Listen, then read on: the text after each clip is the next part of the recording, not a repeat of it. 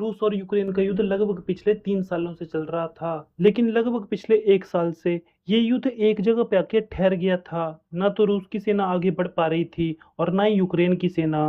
पूरी दुनिया यही समझ रही थी कि ये युद्ध यहीं खत्म हो जाएगा, लेकिन यूक्रेन की सेना ने रूस पर सरप्राइज अटैक करके रूस की जमीन पर कब्जा कर लिया। अब सवाल ये उठता है कि ये यूक्रेन की जीत है या यूक्रेन की हार। ये सवाल इसलिए जरूरी है क्योंकि ऐसा नहीं है कि रूस की जमीन पर पहली बार कब्जा हुआ है। इससे पहले भी रूस की जमीन पर कब्जा हो चुका है। इससे पहले 1812 में नेपोलियन ने अपने 5 लाख सैनिकों के साथ रूस पर हमला किया था, लेकिन रूस की सेना ने लड़ने की बजाय पीछे हटना शुरू कर दिया, जिससे नेपोलियन की आर्मी ने रूस के अंदर तक कब्जा कर लिया था। इसके अलावा सेकेंड वर्ल्ड वॉर में हिटलर ने भी रूस पर कब्जा किया था। यहाँ ये बात याद रखिएगा कि उस टाइम पे रूस नहीं था, उस टाइम पे यूएसएसआर था, लेकिन आज के आधुनिक टाइम में बहुत से लोग रूस को जानते हैं, इसलिए यहाँ पर रूस का नाम इस्तेमाल किया जा रहा है।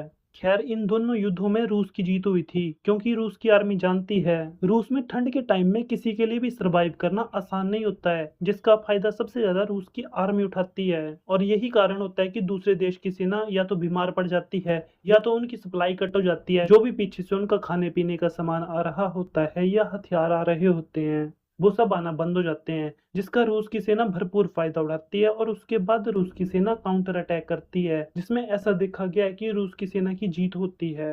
इसके अलावा दुनिया के सामने दिखाने के लिए यूक्रेन के पास सबसे बड़ा जो हथियार था वो था सिंपैथी, जिसे दिखाकर यूक्रेन पूरी दुनिया को बता रहा था कि रूस एग्रेसर है और वो निर्दोष है। लेकिन अब पूरी दुनिया में ये मैसेज गया है कि यूक्रेन भी हमला कर रहा है रूस पर।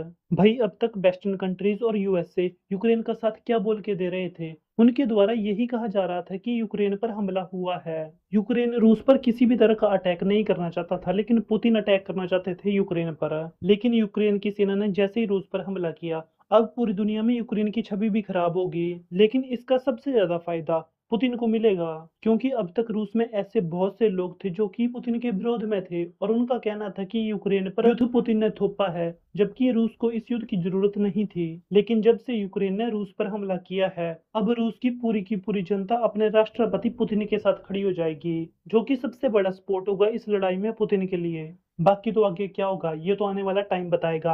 आई होप आपको वीडियो अच्छी लगी होगी। वीडियो देखने के लिए धन्यवाद।